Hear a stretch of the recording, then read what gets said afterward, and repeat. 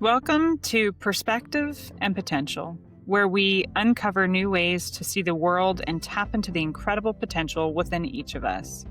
I'm Abigail Strait, joined by my co host and mother, Gwen Fund. Together, we'll explore ideas, stories, and strategies designed to help you grow, shift your perspective, and embrace a more complete version of yourself. If you'd like to learn more about us, you can check us out at perspectiveandpotential.com. Thanks for joining. Let's dive in and see where a new perspective might take you. Today, we're exploring the irreplaceable commodity of time. Time is funny. We all get the exact same amount of it in a day, and yet how we experience it can feel completely different. Some days might fly by in a blink, and other days may seem to drag on forever. And I think that kind of tension is what makes time both fascinating and frustrating. Now, when I look back at my time, some of the most meaningful or memorable moments in my life really weren't the big planned events. Instead, it's the small, unexpected ones, sometimes that only took minutes, that have stayed with me. Isn't it interesting how just a sliver of time can carry so much weight? Well, let's start with Benjamin Franklin. He has a couple of quotes that I absolutely love about time. He says, "Dost thou love life? Then do not squander time, for that is the stuff that life is made of." And then he also said, "Lost time is never found." So when we look at it, an average 70-year lifespan encompasses over 36 um, million minutes. And approximately 21 million of those minutes are spent at work or sleeping.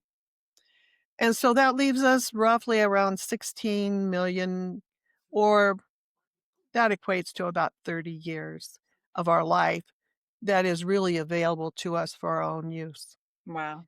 So realistically thinking, we have to account for commute time to our jobs and eating and our personal hygiene as well. But I think the bottom line to those figures is that just under half of our life is ours to make those momentary choices that impact our lives in all these various ways. So now we may not all have a 70-year lifespan, but we do all have 24 hours in a day and 7 days in a week while we do live here upon the earth. And through the choices that we make every day, we're either maximizing or squandering away that irreplaceable commodity of time. Of course, what is valuable to what is a valuable use of our time is up to individual interpretation. So, a sculptor who might spend countless hours creating a masterpiece that will be admired by many for centuries, and biologists who might study a certain discipline for years before finally discovering a cure for a disease. There's a mother who might choose the nurturing of her children for their developmental years over the pursuit of a more lucrative profession. And each of these decisions have lasting impacts, not only for the person, but also for the community around them. So sometimes we may feel that our choices for how to spend our time are limited. And I'd say rightly so, because things like children being required to spend a certain amount of time in school throughout their life, or if we accept employment of any kind, our employer will mandate a certain amount of our time each week. And even these bodies that we live in demand some of our time for nourishment and for rest. So, what I'm hearing you say is that, a lot of those things are necessities that we have to address in life. Really, in order for us to have the freedom to choose, what we do with that other, approximately a third of our life, we have to do some of those other things, right? We have to sleep. We have to make a living of some sort. Um, but so much of the hours that we have really just comes down to our choices, where our attention goes, what we allow to fill our days. And I think that this is such an important topic, um, because we live in a world where there are a lot of things competing for the rest, of our attention.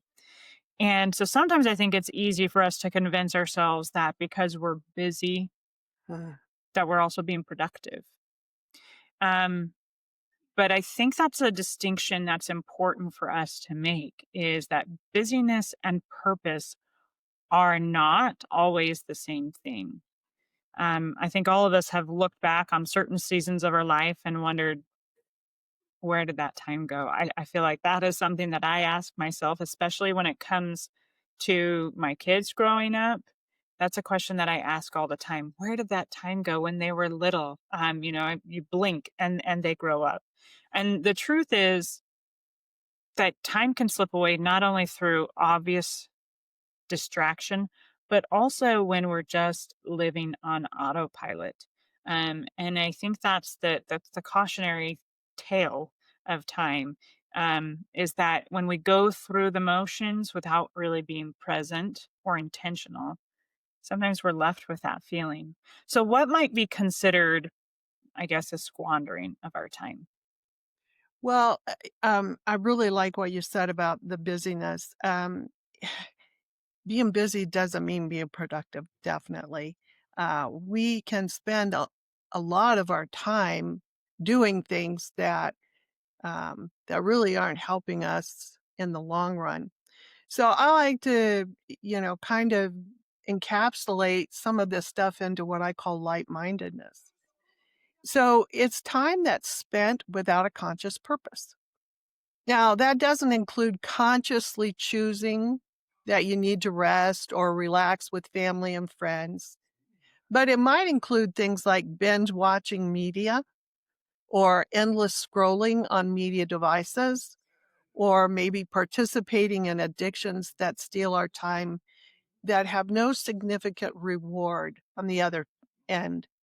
So, if we could view our time more like we view our money, I think we could get a better idea of this concept. Money is an exchange. I pay this much and I get this much in return. But time really is also an exchange. I spend this much time on something, and in return, I hope to receive something of equal or greater value. Now, with money, there's always ways that you can find to increase your amount of money through job training or good investing. But and even with time, to a certain extent, we can increase our time on earth through healthy practices like good nutrition and regular exercise. But we have to realize too that there's always the risk of accidents or disease that might cut our time shorter. So the trick to maximizing our time is to be in control of it. It's in control of how we're spending our time and being conscious of the exchanges that we're making. Now, in the book, The Timekeeper by Mitch Albom, the main character is named Dor, and supposedly he was the first in history to try to mark time. He was obsessed with capturing the minutes and counting them. And he's confronted by an old man who says to him, "You marked the minutes, but did you use them wisely? To be still, to cherish, to be grateful, to lift and be lifted. Remember this always," he says. "There is a reason God limits man's days, to make them more precious."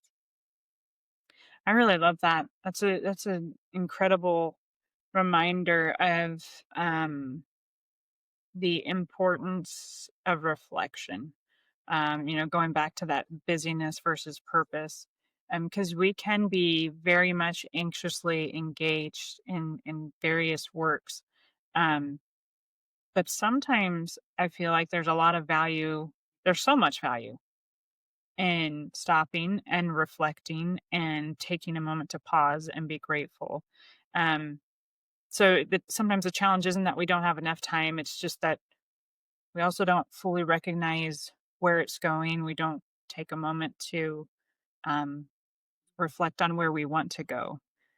So even if our days feel full, even if they're overflowing, doesn't mean that everything that we're filling them with actually adds value. And we might even label certain activities as rest or connection, but they can leave us more drained than renewed. Or we might tell ourselves that we're being productive simply because we're busy, even if that busyness doesn't move us closer to what matters most. And I know for me, I this is a constant. I don't want to say battle, but it kind of is. It's constantly something that I think we have to come back to. I will have very very very busy seasons where my calendar just seems completely full. And when I go through the motions and when I'm, busy with work or running the kids to and from, or even sometimes, things that like I said, things that I could consider rest, like going to church and having, those connections. When there is no true rest or time to reflect, I do have to catch myself and go, all right, I need to pause and think about what I really want moving forward. And I've done several things in my life to try to help me have those reminders to give myself some healthy pause points. Um, but have you ever noticed that, like when you're busy but not actually purposeful? Well, that is really a tricky question. And I think motherhood is a prime example of that. You're reading the same story maybe 20 times because it's your kid's favorite story. You're helping children with homework every single day. There are dishes that need to be done, and cooking and laundry, all of this stuff. You have lots to do, but then you ask yourself, well, what am I getting done? But if you take that moment to pause that you're talking about, and realize that all of those mundane, daily, repetitive things, those are actually equipping a child for their future. And you, on the flip side, you are learning unconditional love and service. And those are lessons that not everybody learns. And not to mention the fact that service helps to cause your endorphins to help give you that good feeling that you need. Now, I have been stuck in meetings and people just talk, talk, talk, talk, talk. They don't stick to the agenda, they're not concise. And I will have to say that I've been in many meetings that I felt were a total waste of my time. Um, but I think what we need to realize is that to make good use of our time requires certain skills. Maybe there were things I could be doing during those meetings, making notes about something that I needed to do later in the day. Um, so, so it's again, it's that intentional consciousness of being able to judge what's the best use of our time. So Stephen Covey wrote a really good book on time management, and he breaks it down into a quadrant where you have important things versus unimportant things, and urgent things versus non-urgent things. And his contention is that we can take our activities, our daily activities, and they're going to fit somewhere in one of those four quadrants. They'll either be important and urgent, and we need to take care of them, or they'll be important but not urgent, and we can put them on a list for later. or maybe they're unimportant, but urgent, an emergency happens and you just have to take care of it right away, or a telephone ringing, um, or unimportant and not urgent. Maybe those are the things we need to save for last, even if we get there. So I think when we look at those different quadrants and realize that service and community is something that I think our busyness is impacting. We get so busy with sports, with extracurricular activities, with, holidays and parties and all of those things that we literally don't have time to serve one another and build community. And sometimes, all of that is really for financial gain or some kind of awards. So we need to be able to kind of tear these things apart as we're putting them in those quadrants and making sure that they do align with what we want. And that those emergencies and opportunities that do come to us that are urgent um, are not squandered away during by desires and distractions. Maybe we really want that, vocational or college education, but, we're just so distracted with making money right now. Um, so, again, we're looking at how we are exchanging our time and what the return on that exchange is. That's an incredible tool. I actually use Stephen Covey's important versus unimportant and urgent versus not urgent every week. Before I go into my week, I in my planner, before I write Monday, on Sunday evenings, I'm usually dividing it into four quadrants. And I'm doing this exact practice because it's funny. As I go through, I will always flip back to the previous week and I'll look. Every week that I'm writing it down, I always have an earnest goal to be able to cross every single one of those things off, right? It would be lovely that if in a 7 period time frame, I could accomplish all the things on this list.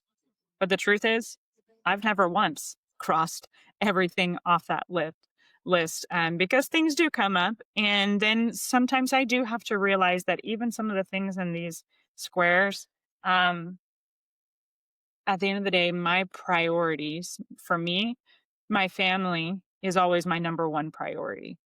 And so there's often things that I feel like are important that sometimes have to take a back seat. What I love about this exercise is that when I flip back to the previous week, it's also a good opportunity for me to realign the priorities. I have had things that have been in quadrant 2 that sometimes get shifted to quadrant 3, or sometimes they do have to move up because I've wasted a little bit of time. They weren't urgent, but now all of a sudden they are urgent. Um, and it's just a really good opportunity to constantly reflect on those categories, which I think is really helpful. It's definitely an incredible tool to help us look at, hey, where do I want to go? What do I want to accomplish? What's really important to me? And I put it down. Um, and then I can kind of look back and go, am I building something through all of this busyness? Am I building something lasting with any of it? Or am I just treading water? And so to that end, I've also built an acronym that not only incorporates the have to do things, the things that keep our household running, the things that keep us both gainfully employed, but one of the things in my acronym, I have a T that stands for time and talents. Because I also want to make sure that I'm cultivating those things that are going to help me, as I look back. Am I going to say, yep, I spent that time wisely? Um, and that's the perspective that I try to hold on to. I remember when I was young, um, the first funeral that you guys ever had actually, taken us to. We'd been fortunate. I hadn't had any, family members that I was super close to. But I was about 10 years old, and there was a woman who went to our church, that, um, elderly that, dad used to visit, every so often. We used to go to her house and, pick apricots on her tree during that season.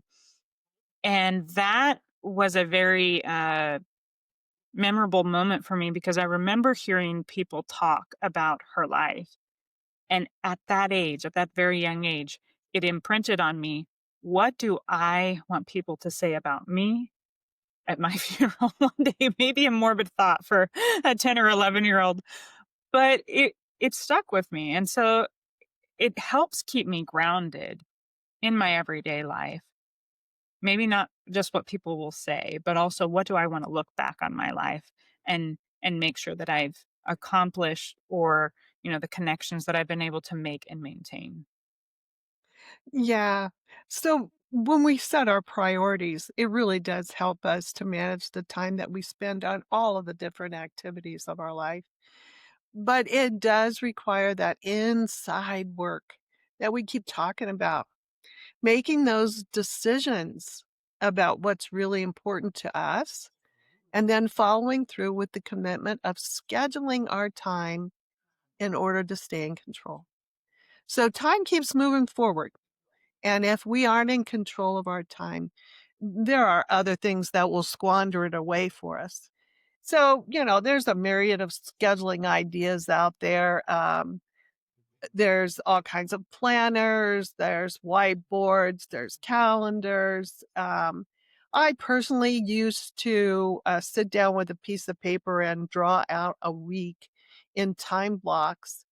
And knowing that life is not, you know, predictable, and that there would be things that would happen. My kids would be sick, maybe, and that would take a day away from me, or some emergency might happen. But I scheduled in blocks of time for the things I knew that needed to happen during the week. And then I also scheduled in things that I wanted to accomplish. But it was kind of like a shuffling of blocks for me. So if I knew, like, well, Monday's laundry day, um, but something amazing, emergency came up, or maybe an opportunity to help somebody or do something, I could always switch it around because I had built in those blocks for, for time that, might be needed, that weren't able to be scheduled, if you will. And I think too, sometimes the hardest thing, sometimes we do know what matters most and some the things that we want to invest our time in. But the other side of that coin is being able to say no to everything else. I think that's where time management becomes less about scheduling and more than about courage. I think what it means is like we have to be able to resisting the urge to just save the day constantly for this person or that person, or to, that constant anxiety of always being the one that people rely on. Yeah. Um, and and it's important to be able to build that skill as well, not just time management, but the ability to, um, politely say no, or to, be able to protect, I think, the time, um, that really needs to be devoted to all of those other things. Um, and and if we can be intentional with even just a few minutes every day about safeguarding our time and reviewing, you know, what are the priorities, it adds up. Um, I think some of the things when I say time and talents, I know that I do not have hours and hours every day. But if I can devote, I enjoy playing the piano, if I can devote 10 or 15 minutes in a day, eventually that does add up. Exercising is the same thing, right? Sometimes we feel like we just don't have time.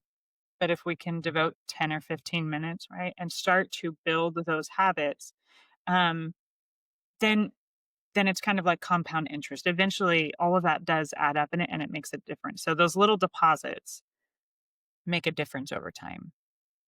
Yeah, and honestly, like people who are retired, like your dad and me, um, what do you do with your time? We have a lot of people say and the honest truth is, if you have time, someone will have something that you could do with it. So that skill of being able to be in control, first of all, knowing what, still planning your day, your week, so that you know what's on your priority list. It gives you that ability to say no with politeness, to be able to say, oh gosh, that sounds like it would be wonderful, but I'm sorry, I already have plans for that day. And planning your own growth is not selfish to say no just because to someone else, if you Right. know what I mean. Yeah. So there is that old saying, if you manage the pennies, the dollars will take care of themselves. And that same principle can be true with time. If you manage the minutes, like you were talking about, 10 minutes here, 10 minutes there, the days will take care of themselves. So your growth and productivity will increase. Those muscles will get stronger on 10 minutes a day. That book will get read 10 minutes at a time. Um, and then also it'll help to balance your work and social life. If you're scheduling in those very important connection times with your kids, with your spouse, with dear friends, um, that balance in work and social life then can be accommodated. And your personal satisfaction with your life becomes possible. They say at the end of life, there's only two kinds of people, happy and crotchety. And I personally think that maybe it's possibly from the unwise use of their time that people get to the end of their life thinking they didn't accomplish all that they should have or could have. I agree. I think there's peace that comes when your time has been spent aligning to what you value most. I mean, it doesn't mean that the stress disappears, but the frustration of wondering where did my time go can start to ease. As we come to a close, let's pinpoint the most crucial points from our talk and consider how do they apply to our daily lives. Time is our most precious resource, and unlike money, lost minutes can never be regained. Being busy doesn't always mean being purposeful, so it's important to invest our hours in things that truly matter to us, whether that's growth, connection, or meaningful moments with others. Even small, intentional actions can compound over time, and being present, practicing gratitude, and prioritizing what aligns with our values makes each minute more valuable. By being mindful of how we spend our time, we can transform our days from routine motion into meaningful living. If you'd like to learn more about this podcast, be sure to follow us on Facebook and Instagram. We'd love to hear from you. Your input helps shape the conversation and makes perspective and potential even more impactful. We're Gwen and Abby, and you've been listening to Perspective and Potential. Until next time, keep exploring new perspectives, and remember that every small change can lead to something big. Food for thought. Bon appetit.